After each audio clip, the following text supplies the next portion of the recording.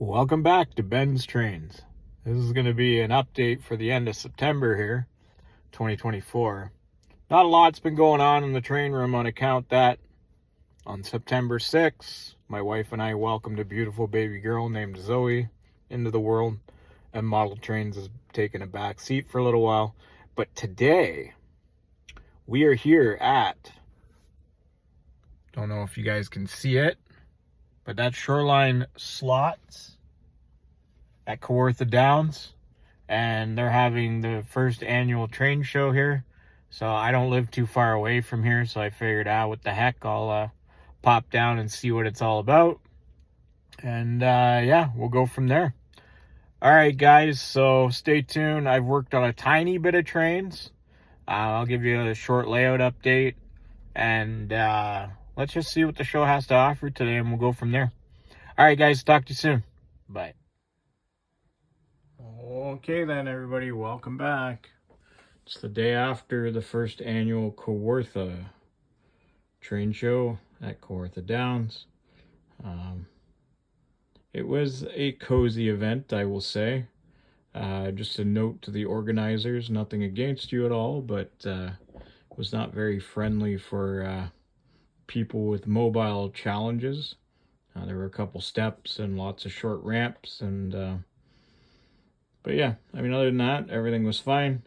One layout, whole bunch of vendors, same guys I've seen for a long time now, but it was nice to get out, and it was a good day out. But other than that, so we only picked up a couple of things. There was a pair of gentlemen there, and they must be into some sort of estates and gathering estates and things. But anyway, they were selling a whole bunch of Intermountain stuff. They were selling O scale, HO, and N. So anyway, we picked up these two. The classic red Canadian or Canada cylindrical hopper. Intermountain hasn't made these for a little while now. So I got a bit of a deal, but not much. So $43. I've seen them go for as high as $65 on the internet and everything else. This one here, the Canadian wheat board car, a bit of a steal. It has a damaged catwalk. I took it out and had a look at it, and it looks like just the corners of the catwalk have unpinned from the glue. So I got that for actually $20 instead of the 28, so I spent 63 on it. Also a note for the organizers of the Kawartha show, you had a small display outside. I know that the end of September is not exactly the greatest for weather, but why don't you see if you guys can utilize it with a couple more outside displays. Anyway, while we were there, there was a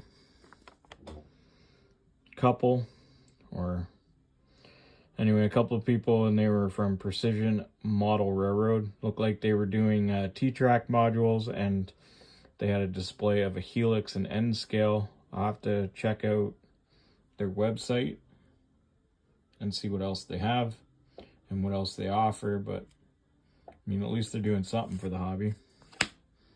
Then there was a gentleman there, or a pair of gentlemen, and they were selling a bunch of stuff as well, but they also manufacture display cases for HO and N as well, as you can see from the flyer. Fairly decent prices, but Home Depot actually allows you to order something similar online, a little bit bigger, and you can choose your finish. But I mean, something handcrafted, I think, is what these guys are doing. So, but they will custom build to size and finish. So anyway, just figured I'd plug these guys a little bit. All right, now we get into the flyers. So there are a number of train shows coming up. November seems to be a very busy month for train shows. So we have the Ancaster show on the 10th. We have the Pine Ridge show on the 16th and 17th. What's missing here, though? We don't have any prices. Train shows, do better. If you're going to put out flyers, show people what they expect to be or expect to pay and what you offer. If it's cash at the door, please say that, because not a lot of us carry cash anymore. Weekend after that, you have the Mississauga Model Railroad Flea Market. I have not personally attended this one, but I've heard that it's very well attended. It's hit or miss. So anyway, so that gets us into November. Then we skip a couple of months. I don't see anything for December right now. Not sure if the Belleville Club's going to be doing something this year. But anyway, I missed this one last year due to truck problems. So this one used to be really good. In the last few years, it hasn't really been good. I hope that it returns to its former glory. But they used to have a really nice setup, and it used to be a lot of fun to go to this one. It was a good day out. Anyway, so that's the Barrie Train Show. Then we get into March, and we've got Newcastle coming. This is a sale and an open house for the clubhouse downstairs. I've personally sold at this one. I've personally done very well at this one. But anyway, the $8 to get in may be a little steep for some people, but it's well worth it. Sometimes you can find people like me who are selling some more modern stuff, and yeah, I've had people clear out entire corners of my table. Oh, just a side note about this one. Will I be selling at this one? I don't know yet. I have to take a look at the work schedule for on-call. I have to take a look at the family schedule and go from there. As stated in the intro, my wife and I welcomed a beautiful baby girl into the house, so things have been a little busy. Train stuff has taken a back seat for a little while. Then we get into Brighton in June. This one's way too far out to plan right now, for me at least. I've been to it. It was okay. Nothing against anybody. It was just new at the time. They do have a very nice clubhouse not too far away from the site itself, so you can go over there and see their clubhouse. They have a nice little layout set up in there with a few dioramas and so on. Double Headers is returning in March of this year as well, or next year as well. Will I be going to that? I don't know. Again, have to look at work and the family schedule and so on. And then Kawartha Downs has already listed their dates for next year. Will I be attending this one? I don't know. But we, again, way too far out to plan it. Right now, we're looking at almost a year away for this one. But anyway, that's it. So, picked up a couple of these. Picked up the flyers.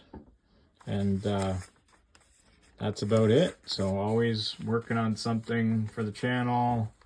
Always working on, well, tracks are bare right now. Always working on some sort of models. And yeah, that's it for now. Anyway, guys, talk to you soon. Bye.